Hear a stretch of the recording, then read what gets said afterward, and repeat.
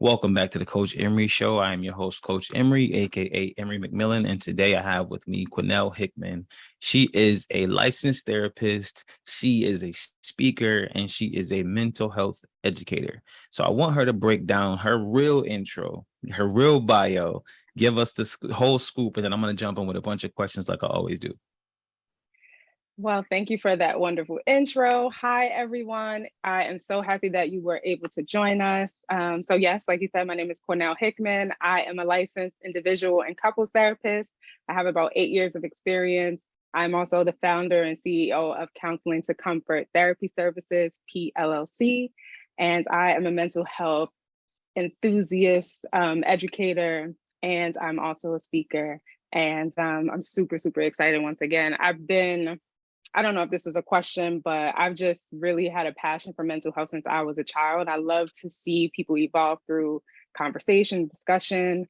And I think it really got sparked because my dad had a tendency to highlight that you need to speak about problems in order for change to happen. If you don't speak, then it prolongs change. And so since a little girl, I have had a passion for this, and I'm super, super excited again to talk about it. Well, that's extra cool. And interesting because that was one of my questions, one of my first questions, because from talking to you in just this little bit of time, we chatted before this conversation, and just talking to you, hearing you speak about mental health and about your passion for it, that was going to be one of my first questions. Is like, when did you get this drive? When did you begin the journey? Right? Was it when you were younger? Like, when did you actually know this was the space for you versus just knowing you wanted to talk about the problems?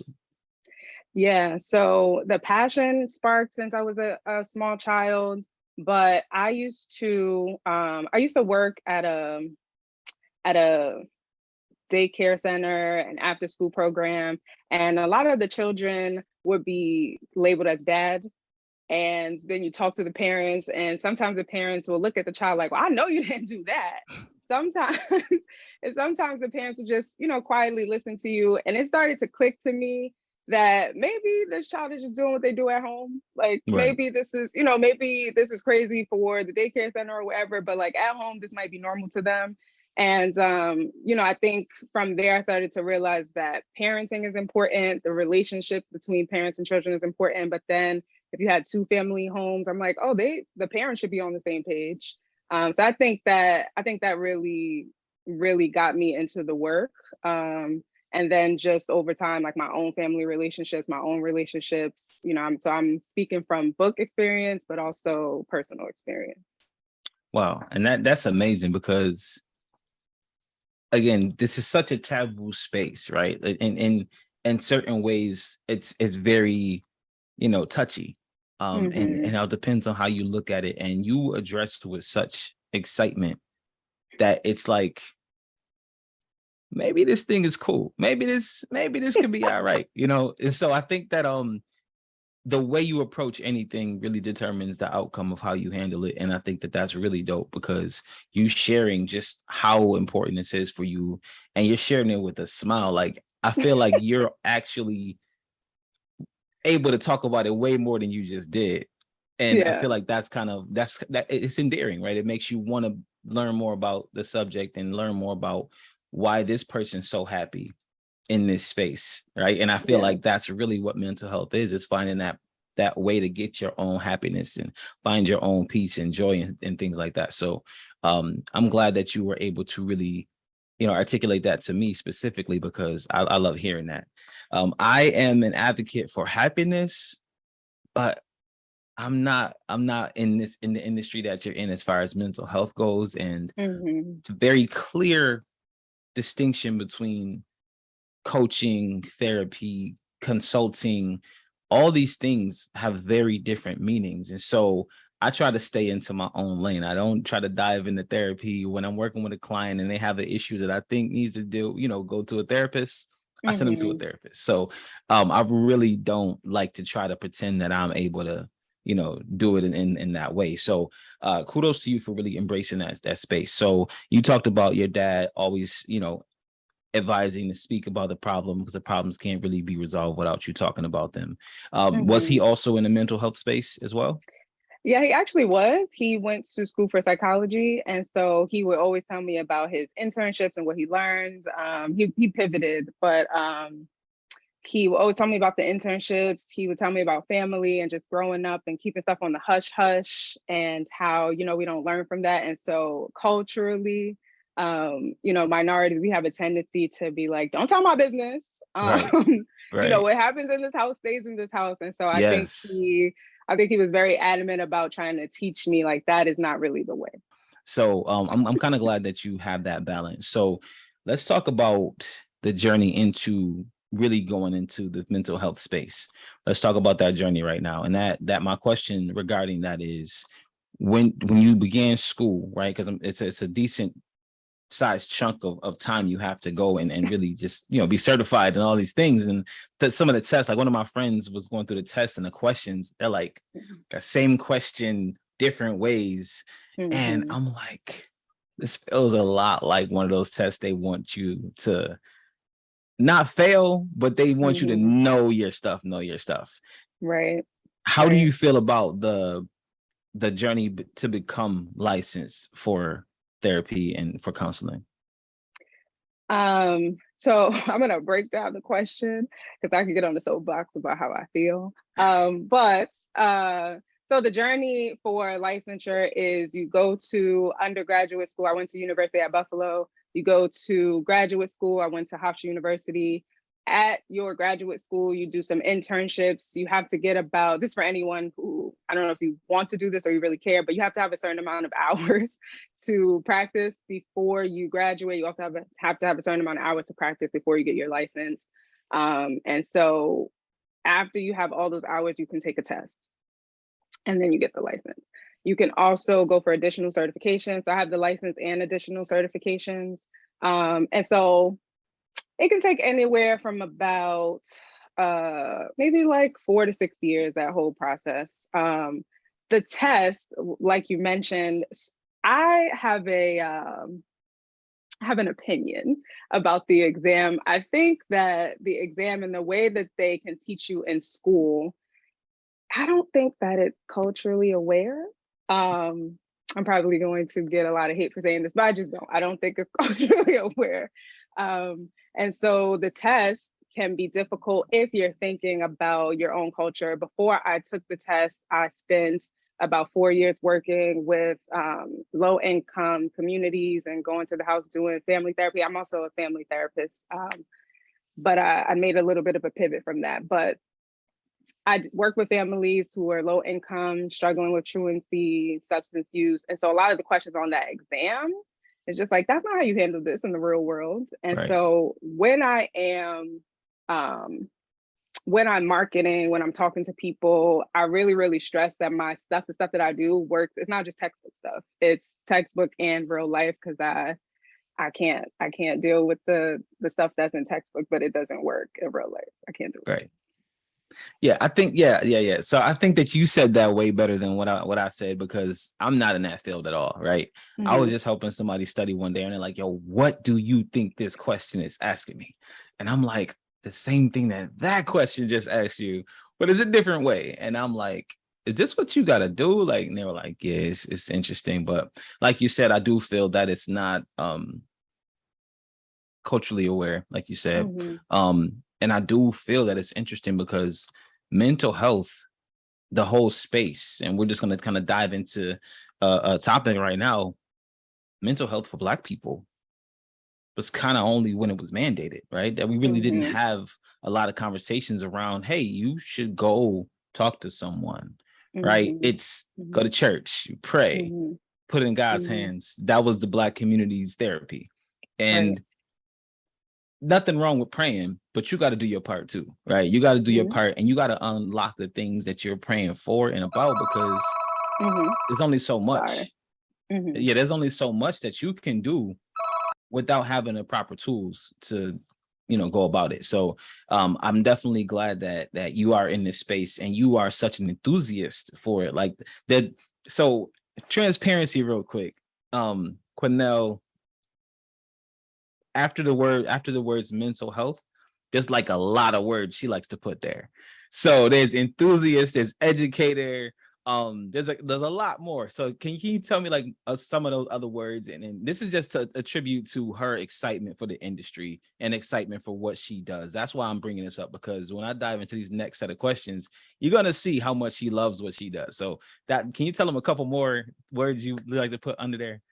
Yeah, I mean, I like to put consultant, and I feel like I really summed it up with educator and speaker because, I like to teach, I like to talk. You ask me questions, I like to really just put things into layman's terms. I feel like when people start using all the textbook words, it's like, huh, what are you talking about? And Right. so, you come to me when you really want to understand something on a basic level, and I try to make sure that I'm using a lot of analogies and things like that so that it all makes sense.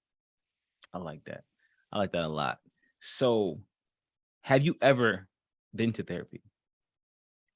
Yes, I am a therapist I'm in therapy every week. I love to be on the other side of the couch.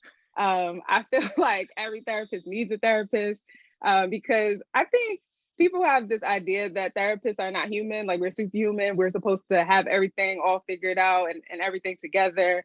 And, I think that the therapists that you see, they are most successful if you are an older version of themselves. Mm.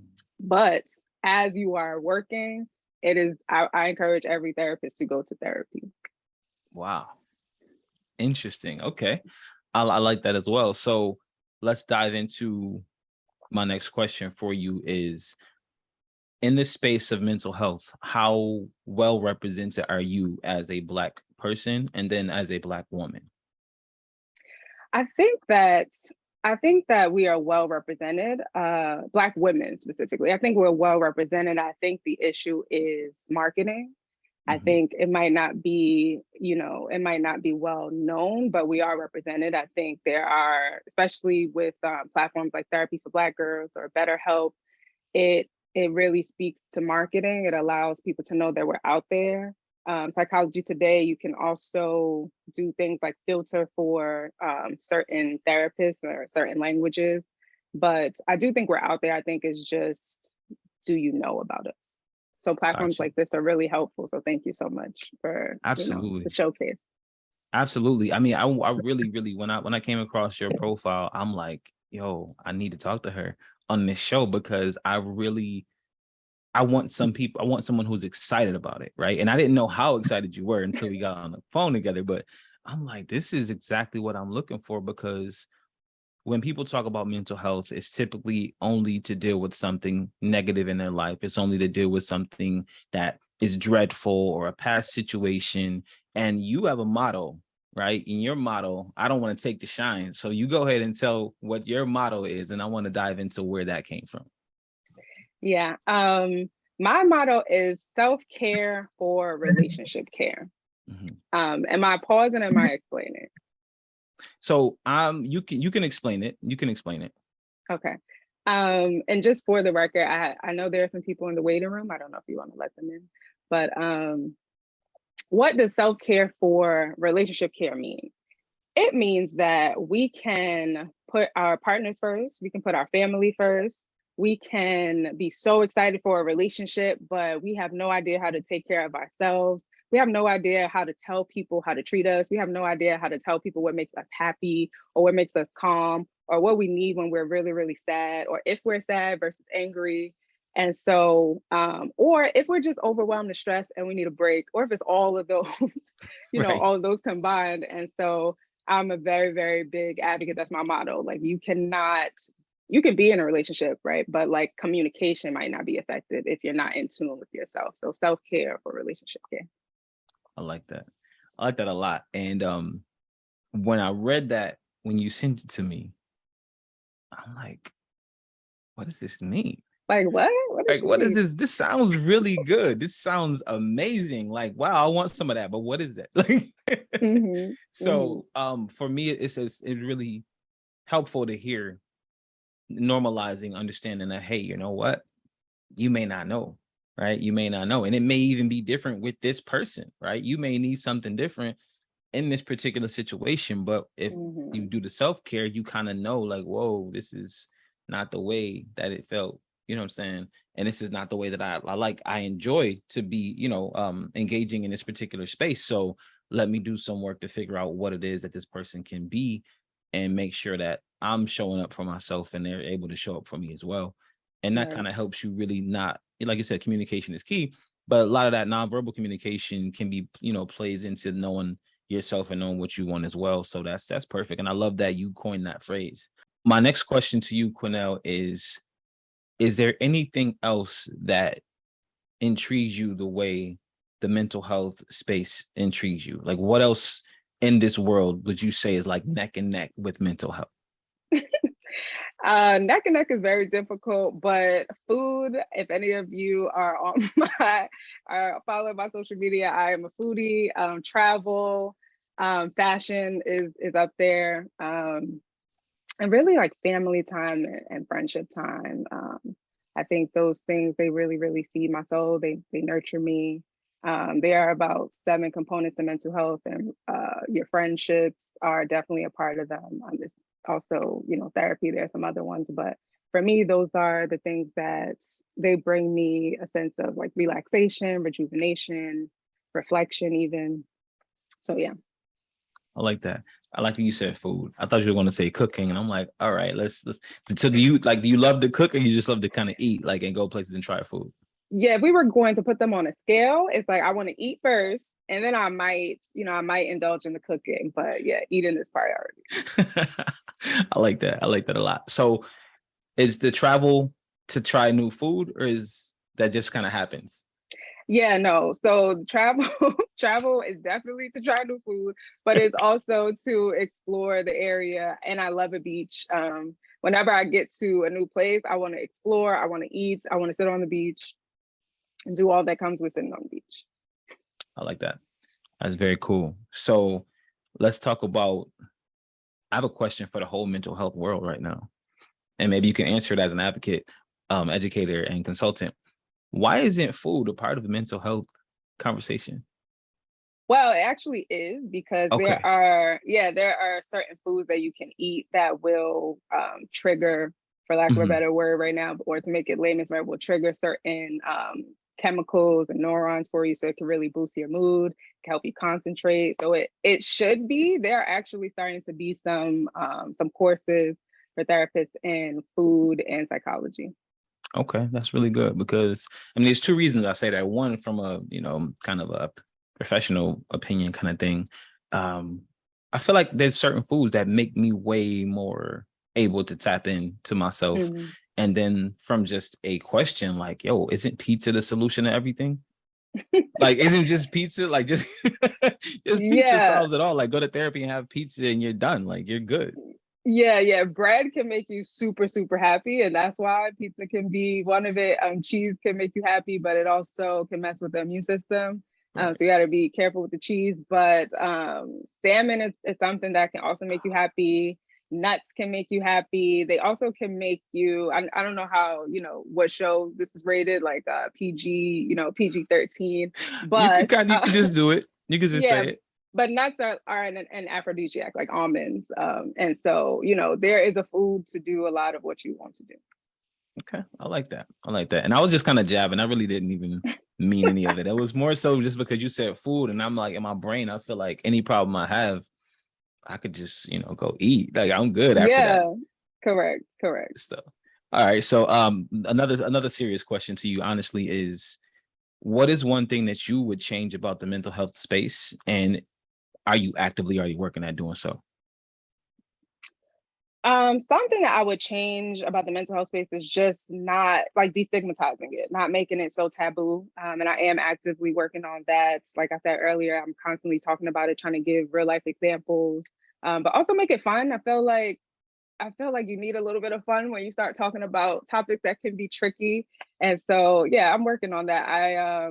In the beginning of the pandemic, I was giving out daily tips. Now I'm working on it. Well, I'm working on, but it's out already, a newsletter. So that is about once or twice a week. So if you all are interested in that, you can sign up for my newsletter, but I'll give more information on that then. Okay. I like that. I like that a lot. And I like that you're already, really working at creating an atmosphere that includes the things that you kind of want to see there? I know you mentioned, like, as far as the testing goes, that it's not really culturally aware. Do you feel that mental health space overall and therapy overall is designed in a way that helps um different cultures of people, or do you feel that you kind of have to have a therapist that has a background or knowledge of this particular type of culture? Like, do you think anyone could be a therapist and do it well, or they have to be familiar? Yeah, I think people just have a preference. I think you can, as long as you are open to learning, I think you can, you can do it. But I also respect people who want to meet with someone who looks like them, who understands the background. But if you are a therapist and you're open to asking questions, and if you're a client and you're open to answering those questions, some clients are like, yeah, no, I just want to be able to say, I want to be able to say that was lit, and I want my therapist to understand what I meant. And so, so to answer your question, yes, you can, but it's up to the clients. And, for all the clients out there, potential clients out there, for anyone, the consultation is really important. If you are on that consultation, know it's an interview. Know that, you are getting that chance to ask all the questions that you want to ask to Right. see if you're going to feel comfortable. Okay. I asked that question because I won't say the company name, but so and a company that I was working with, they brought in a mental health therapist or a counselor.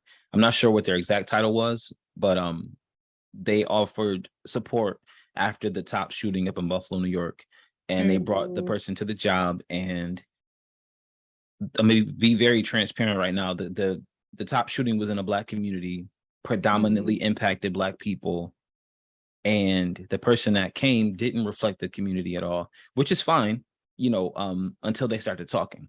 Once they started talking, and the scenarios and analogies they were using to try to drive their points home were nothing like what the people needed to hear. Like, and I went in the room just to kind of see, because people were really leaning on me, like, I'm not a therapist, I can talk to you, but I can't advise you on what to do with these emotions from a therapeutic standpoint. I can only tell you what I think you should do as a coach, and that's not the same at all.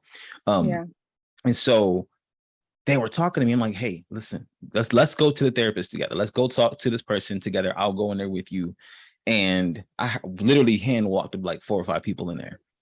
We got in there, and it was like group sessions, and the lady was talking. And when she was talking, it was such a disruption to my soul, because she's just like, well, everyone kind of goes through the things. And she started talking about, when one of her clients lost a dog, and the dog didn't even die. The dog was just missing. And then the dog came back home, and I'm just like, this is not the kind of situation you want to use that analogy for. Like, this is something just happened. Like, this is big. And that's why I asked you that question. Like, is everybody hypothetically equipped to handle all, types of cultures, or are there culture sensitivity trainings within the mental health space, things like that? That's why I was asking that question.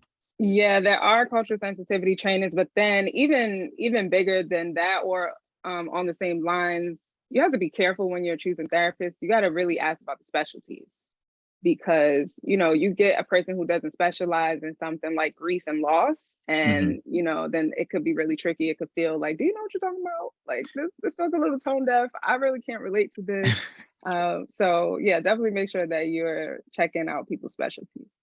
Yeah, okay. I like that. So yeah, especially for stuff like this, like, everybody who was in the room, they kind of left the room more mad than they came in the room. And That's then I so had to hold like a unfortunate. little like lunchroom kind of powwow with everybody, kind of like just getting them Now you revved up gotta or now you whatever. gotta debrief after the Right. group. I'm like, man, I'm not even y'all boss. I'm not even, Terrible. this ain't my job. Y'all gotta pay me for this. But I asked that question because right now, with a lot of people in the Black community reaching out for mental health and reaching out for therapy and counseling and things of that nature, I'm right here and right now. I want you to kind of guide them on what questions they should ask, because if they've never done it before, they may think that this is how all therapy is, and then they're now turned off from even investing in their mental health, because they went to a therapist and it felt like that person in that room that I told you about. So what are some good questions you think that somebody should ask on that consultation with the therapist? Yeah, you can ask what the person's specialty is. You can ask how long they've been doing, how long they've been in the line of work. You can ask I like this one. I like for people to ask what's the last thing a person has done to really build upon their craft. You can also ask how much experience they have with your particular issue, how many clients. You can also ask what people's success rate has been. And you can, in the consultation, I think it's important for you to give like a little bit of information about what's going on with you. So not just like, okay, do you have experience with depression? Do you have experience with teaching people how to set boundaries? But talk to the person who you're speaking to about what your issue is and where you find yourself stuck and what they can do about that. I like that. And I will definitely make sure that I share that specifically, because as more people of color are looking to engage in this space, right? They know something's wrong. They know they feel something. They know that the things they've been doing aren't helping or aren't resolving it. We are looking more towards, therapy, counseling, and just really engaging in that space. I'm actually proud of how much of it that I am seeing. And I just want to make sure that people know from someone who is an advocate, educator, and a consultant in that space, what are some of the questions that will really make you understand that you have the right person for you. Not everybody in any field is right for everybody. And so don't let that first attempt kind of muddy the waters for you because that person doesn't fit. Try another one, and continue to try until you find someone you really gel with in a way that makes you feel comfortable, especially from that initial conversation. So I'm glad that you were able to share those key points, because I will make sure that I share them with my community as well, because that's a big deal. I feel like if you try something new and it's something that's super, super personal, you're not going to want to try a bunch of different people if you don't know that it's okay to ask these questions. So my next question to you is this. If you had $1 million, but you could only use it to invest in the mental health space, in the mental health world, what would you build? I would build a wellness center that has classes, so kind of like exercise classes, that has some areas for massages.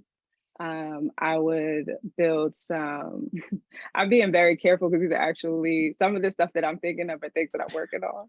Okay. But if I could sum it up in a nutshell, I would create a wellness center that has different components for mental health, right? So physical, things that watching your intake, your diet, making sure that you actually have a space to speak to someone, building a space for a community. I think that would be incredibly, incredibly effective for the space.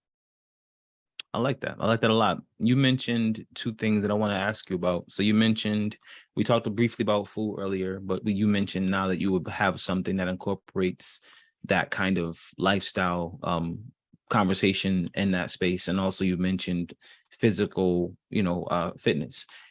Do those things play a big role in mental health? Yeah, movement can really, really boost your mood. Food can also boost your mood.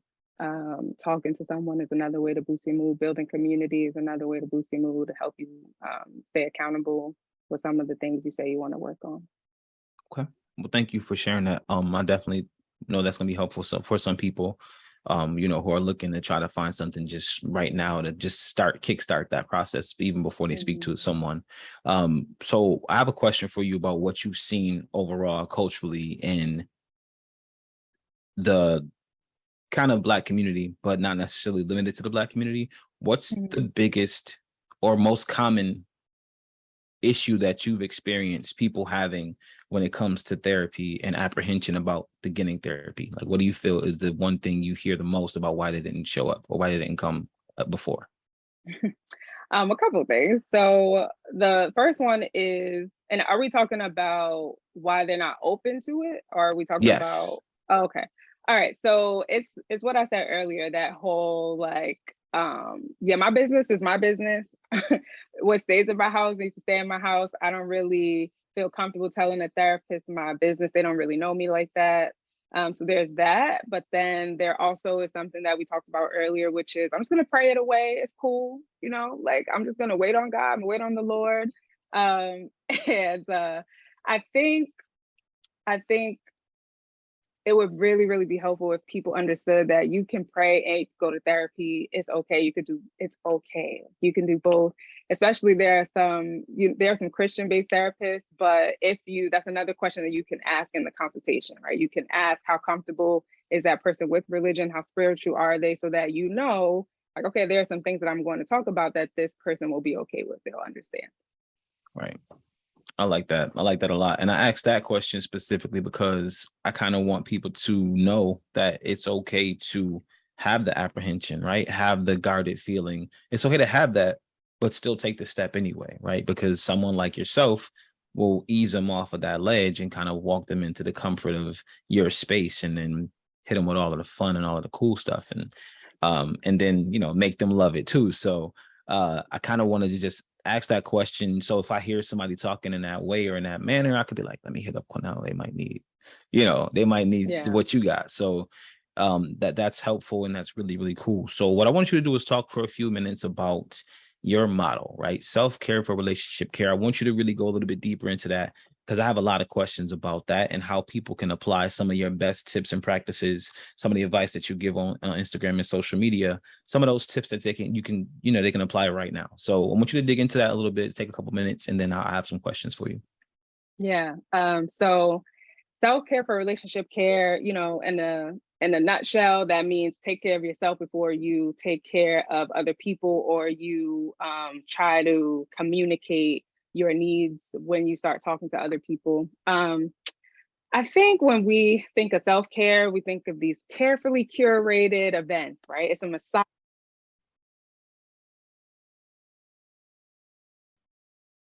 No. Oh, hold on. I think my AirPod died. Okay. Okay, I'm back, right? Yes. Okay, sorry about that, my AirPod died. But yeah, we think of self-care as these carefully curated events. It's massages, it's facials, manicures, pedicures, and it's that, right? But bigger than that is setting boundaries. Mm-hmm. It's not overworking yourself, not draining yourself. It is disengaging from things that just make you feel uncomfortable. If somebody's asking you to do something and it really, your intuition is like, yeah, no, I don't really want to do this. This doesn't feel right for me. It's actually speaking up for yourself. So doing the things that make you feel comfortable, that don't make you upset, despite any fear or worry or, concern that you have for what somebody else is going to think. So you put your own feelings above what somebody else is going to think.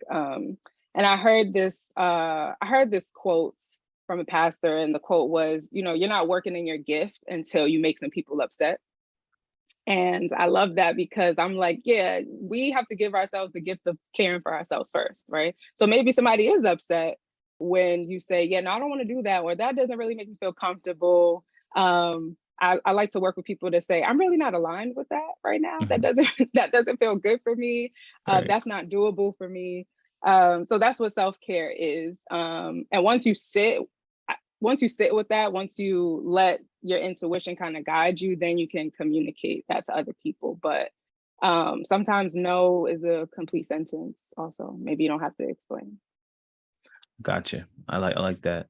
And so I asked that question.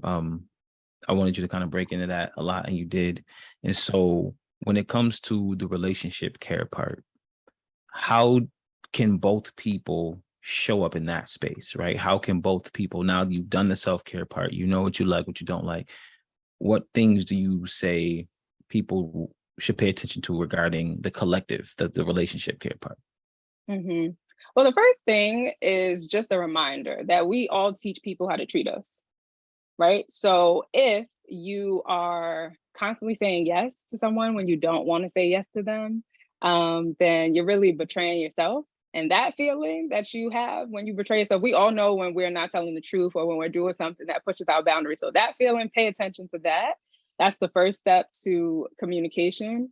But the other thing is just take breaks. Like, breaks are so good for relationships. Like, do some things separate. You don't have to do everything together with your partner.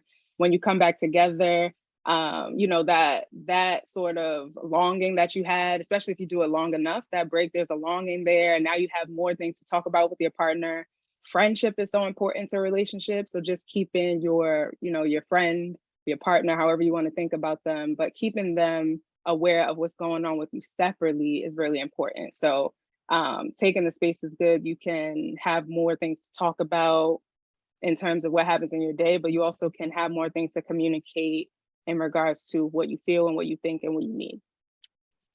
I like that. And thank you for diving into that. And I hope that, somebody listening is able to take some of that information and apply it to their relationship. How well received when you have two people in a session, like you have couples in sessions sometimes, right? A lot. Yeah, I'm a couples therapist. How well received is that when someone comes out and says something in front of you that they didn't tell them prior or they never knew? Like, how do you handle that kind of I don't even want to say conflict, but just that kind of wow factor? Like, how do you let them talk that through? Like, how does that look? Yeah, I love that. I like to I would like to call it confrontation. People think confrontation is bad, but it's really just bringing things to the surface. But though it's so funny because sometimes you get different reactions. Sometimes you get a wait, why would you not tell me that? Or like, wow, for real? That's how you felt? Why didn't you tell me? But the way that I like to work through it is just opening the space, kind of slowing down the conversation, and just explaining that this is the space to talk about it, and then setting them up to have the conversation outside of me. Especially because my goal is to be, not needed eventually, right? I'm not here Right. to walk with you through life. I can, but my goal is to give you the tools so that you can be sustainable on your own. Right.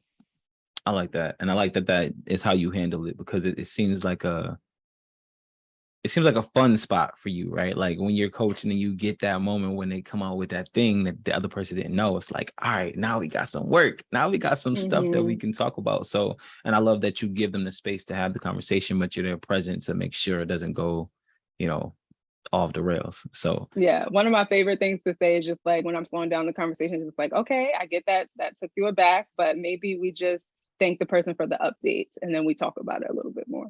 right. Thank you for updating me that you don't like rap music, and I'm a rapper. Right. Thank you for that update. What else? What more is there? What else do I need to know? Tell me more. Right. That's really cool. And I love that you hold space for that, because again, a lot of times people don't really know what they don't know. And sometimes they don't even know they don't like something until they're talking to somebody who's asking them why they do it. And they're like, wait, I don't even like doing that. And you're like, wow, Right. okay. So, Yeah. when it comes out in front of a partner, it's got to be like that. Ooh, wow. All right, cool. I didn't know, but I'll stop folding the clothes inside out now, like whatever it may be. So I want you to talk to me now about, and this part I kind of want you to just go in, because I don't know much about this part. I kind of saved it specifically for this. You're entering into the speaking space. You already speak to people, but you're entering into the space of like actually being a speaker.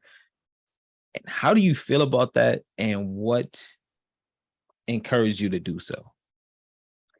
I'm excited about it. Every time I'm getting on, I get a little nervous. But I think nerves are good. They keep you on your toes a little bit. But the thing that made me want to do it is just that, again, like destigmatizing mental health, making it a topic that people can talk about, but they're educated about. I think there was a lot of things, but the thing that's coming to mind right now that's at the top of mind, and sometimes we have a way of labeling people. And like you see your friend sad, you be like, oh, you're depressed, right? And then it's like, okay, like I like that we're talking about this, but then that also sometimes contributes to how come, mental health could feel so taboo, because people take that label and now they think something is wrong with them, when really, somebody that wasn't qualified to tell you that you were this or you had this condition slap that label on you. Now you walk around like, yeah, I'm depressed, I got ADHD, I got OCD. And it's like, but hold on. Hold on. Right. So I want to just educate and make people not feel so fearful of it. And then give people resources in order to, assist.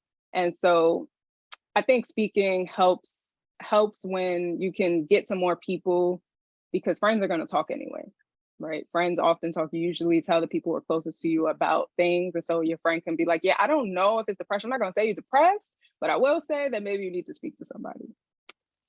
Gotcha. I like that. So when you speak, do you prefer to speak in front of, or do you desire to speak in front of large audiences, small audiences, like 100 and under, or you want to speak to like full arenas of people? Yeah, I want to speak to full arenas. At the moment, I've been speaking to like 100 and under, and I'm excited about it. The virtual is always, it's always comfortable. I do virtual work. All of my sessions are virtual at the time. So I like virtual, but when I'm in person and I'm speaking, there's a certain type of energy that I could feel that I really like when it's in-person speeches. That's cool. I like that. And I agree with you. Like the virtual kind of got me, I actually like virtual a little less than I like in person. And so for me, I like to engage with people, right? I like to tell everybody who can stand to stand. I like to mix up the room, right? Take your stuff, switch seats with somebody. I like to sit in the crowd and talk with people. I'm weird when I do stuff because I like I like to really just make it feel like you're just at a place with me and we're just chilling. Right. I don't care what kind of information I'm delivering, what kind of expertise I'm supposed to have on this topic. I want you to get just my vibe. I want you to vibe with me. That's it. I don't care what it's supposed to be like. I don't care what they did. I want to do it my way because that's the only way you're going to really remember it. Number one. Number two, I want it to be applicable to who you are, right? I want it to be an experience, not just, oh, I went to this talk and this guy said these things. No, this guy made me feel something. This guy made me want to do something. And that's the kind of change that I like to bring about when I speak to people, or at least just the excitement or inspiration I like to give to people. So I'm glad that you have that desire to speak to lots of people too, because now I know I could book you on some of these engagements that I'm going to be on soon. Sir. Yes, I got sir. you. Definitely got you. So what does life outside of business, outside of mental health, outside of speaking, what does that life look like for you? Like, what's your way to get away from it all, aside from traveling and food? Like locally, just at home, what does your life look like? Yeah. So I am very big on finding my quiet time, like very, very big. I don't start my day until I have done my meditation, my workout, until I've recently become like a podcast person. But like until I've listened to a few podcasts that give me life, until I listen to my music, I really need to put myself in a mental space, in a physiological space, to be okay to deal with other people's stuff. So I'm very big on self-care. That to me is a part of self-care. And so that's what it looks like. I take quiet moments. I also, as soon as I'm done with that and I'm focusing on the world or work, then you said outside of work, right? So then outside of work, when I'm done, I'm calling up my friends. I'm on the phone texting. I'm catching up with everybody, watching some good movies, and just making sure that I am really strengthening the relationships that I have. Okay. I like that. I like that a lot. So we're at the rapid fire part of the show. But before we do, right, when we were talking, you said you had questions you wanted to ask if they flowed into a conversation. But I want to put you in a spot right now, though. I want you to ask two questions, and don't be trying to like have a session with me live. You don't want me to therapize you? Don't therapize me. No. Okay. Just two regular questions. You can try to throw me off a little bit if you want, but just don't be trying to, make me cry, nothing like that. I lost you. Can you hear me? Yes. Okay. My other AirPod died. So first question for you. The last thing that you did that you did not want to do, what did that cost you? The very last thing I did that I didn't want to do. Jeez. Yes, didn't want to do it. What did that cost you?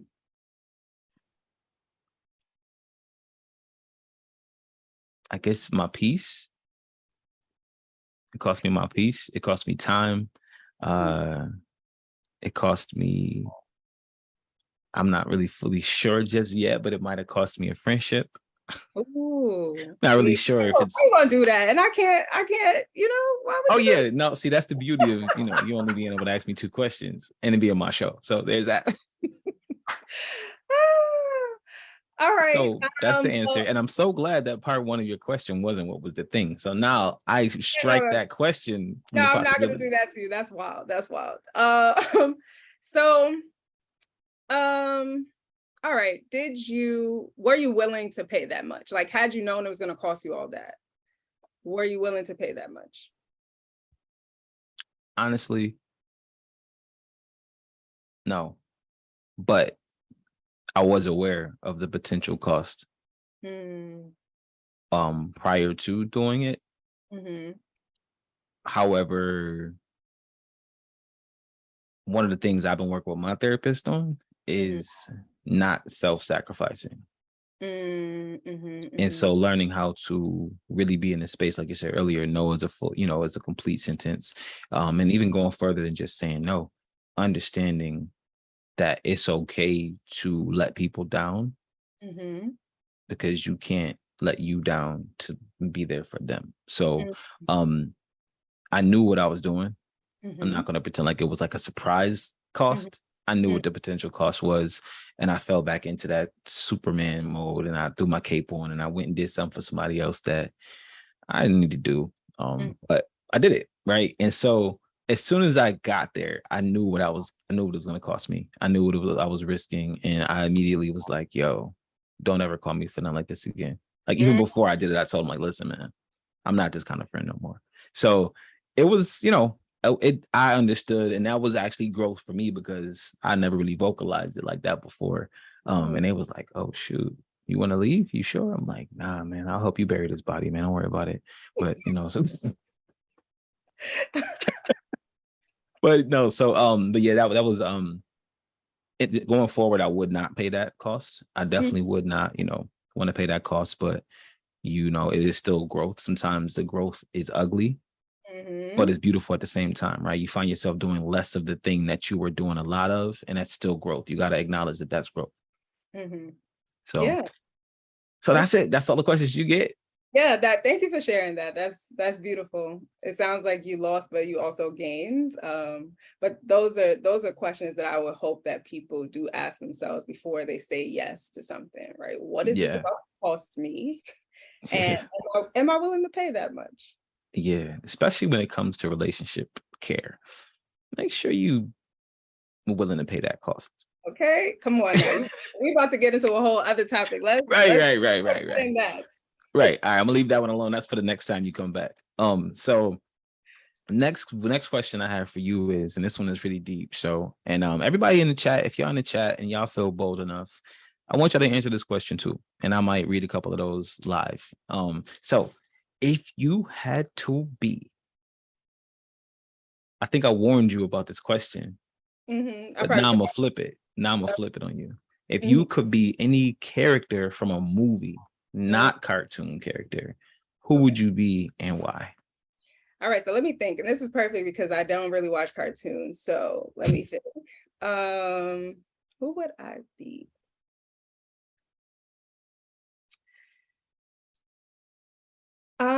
Did you see Love Jones? Everybody see that, right? The woman who took the pictures, Nia Long's character, Okay. right? And only because she was such a free spirit and I don't know if it was free, but it seemed like she moved, she let her feelings kind of move her, but it wasn't in a way that seemed to be explosive, I think. Like the fact that she was a photographer, I think you have to use your feelings and, get in touch with people. I think I will always do that. I think that's just who I am. Okay. But she used her feelings to kind of let that guide her take the right shot. When she felt like she needed to go chase this other part of life and see if she still needed to be connected to the ex, she went and she did that. When she really, really was, she couldn't lie to herself anymore about the connection with Lorenz Tate, she just gave into that. And so I think I could be her. Yeah. So you'd be Nina Mosley, huh? Yes. Oh, that was her name. Yeah. Yeah, that was Nina Mosley, man. That movie is incredible, and it's something, and some pieces of that movie that I want to like dive into just real quick because did you peep how she was testing them before she went to New York? Like, don't test people like that, man. Don't do that. Just tell them, like, yo, listen, man. They might fail. They might fail. Right. They might fail the test. So you end up eating somebody's toasted oats and wasting a whole trip to New York. So what's the point? Just be like, listen, I want you to stop me if you love me that much. And be like, yo, go. That is that communication. Right. Absolutely. So my next question to you is this. What's one piece of advice, not from a therapist, but just from Quinelle Hickman? What's one piece of advice you have for somebody who's looking to get into a new space, creating a new atmosphere, maybe jumping into entrepreneurship or starting a new career? What's one piece of advice you would give to that person? Do it scared. Like, do it scared. Because you're gonna be scared, it doesn't mean that you don't do it. And you learn so much about yourself when you work through fear, when you work in despite of fear, rather. So just do it scared. I like that. I like that a lot. My last, it's not really a question to you. It is a question. I want to add one more question in here. So this question is, what's something when building your business or becoming a therapist, what's an obstacle that you faced that almost didn't have you sitting here today? And how did you overcome that obstacle?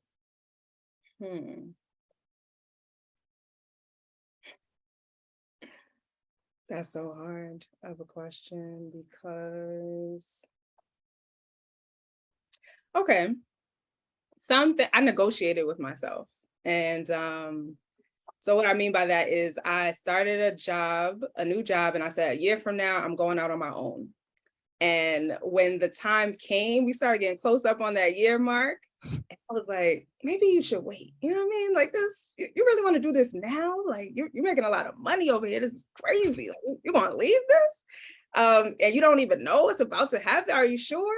And then I was like, maybe just a month. And then I was like, no, just go ahead, because this is your fear talking, right? And you don't know what's going to happen. But if you weren't good, you wouldn't have made it as far as you've made it. And so let's just see. You'll always have a job. Like, I feel like that's the other piece of advice. You will always find something to fall back on and get to where it is that you feel most comfortable. So do anything and don't talk yourself out of stuff. I like that. I like that a lot. So do it scared. And then always know that you're going to end up with something to fall back on, and don't negotiate with yourself. Yes, do not negotiate. I like that. I like that 3-part answer right there. That's like a perfect, pyramid of information and dopeness. So the last part of this show, you watch the show, then you know what I'm about to ask you to do. You ready for that? I think. Tell people where they can find you. Tell them how they can follow you. Tell them where they can see your previous conversations, all of that. Give them all the good stuff. I'm going to shut my mouth and I'm going to let you take over the show for a minute. Yes, if you loved what I had to say, if you are intrigued, if you want to start therapy, you want a consultation, you want to get into some groups, because I'm about to start some group work, you can go to www.counseling2comfort, and 2 is spelled T-O. So again, that's counseling2comfort.com. You'll find my bio, you'll find a blog there. You can also sign up for the newsletter. If you want to just see me kind of talk on live, you can go to Instagram. The Instagram is counseling2comfort_NYC. And you can also find me on Facebook, Quinelle Hickman, or at Quinelle Hickman. That's super dope. And I thank you so much, Quinelle, for just showing up and just being a voice for a space that's super unrepresented publicly, right? You said it, you see them on the inside, but marketing wise, we don't really see it a lot. And so it's starting to become a big thing. But I like that you were one of the first people here to talk about it. And, I definitely pray that you continue this journey, and that this journey continues to work with you and help you build the things that you're looking to build in your life. And, continue to be able to afford those travels and all that good, expensive food in those cool places. So speak that life, speak that word. Absolutely. That's what you finna do around here. So continue to be dope. Any last words you got for the people, or any last questions for me? Thank you guys so much for, showing up. Make sure that you are following the Coach Emery show. He's so good at highlighting people and dope things that they're doing. And thank you so much. I What was your favorite part of today's interview? I was about to say I don't have any questions, but that's my favorite part of the interview. Yeah. I think the favorite part of the interview was when I found out that you like it when the people in the relationships and the conversations bring up the thing that, you know, the other person didn't know. I really like how you handle that. And I like how you welcome that and allow them to have that back and forth space, but you keep a close watch on when you got to reel it back in. Thank you.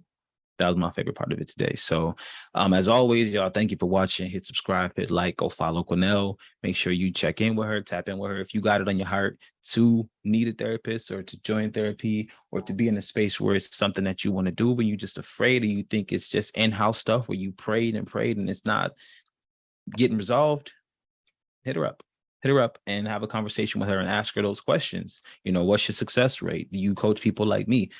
Is this something that you actually have a familiar, you know, have a track record with? You know, ask those questions and definitely make sure that you really, really follow along. If you feel that you need to talk to somebody, you know, reach out to her. If you don't feel comfortable reaching out to her, as always, my door is always open. Well, my email door is always open. It's just hello@coachemery.com. Don't ask me therapy questions because I ain't got that for you. But I will send you to Quinelle because I do not do therapy. I coach, I work with people, I help them get their mindset situated, but she digs in and find out why your mindset the way it is and help you get, you know, onto a different space. So self-care for relationship care, that's her motto. Get that together, man. And she does do coaching for both. You're not coaching. She does do couple therapy. So if you got somebody you're working with and it's not working with that person, go see her before y'all cut it off. Yes, thank you so much. Absolutely. So everybody in the chat, everybody watching live, thank you so much. Everybody watching later, thank you so much. And as always, be dope and be great. Peace.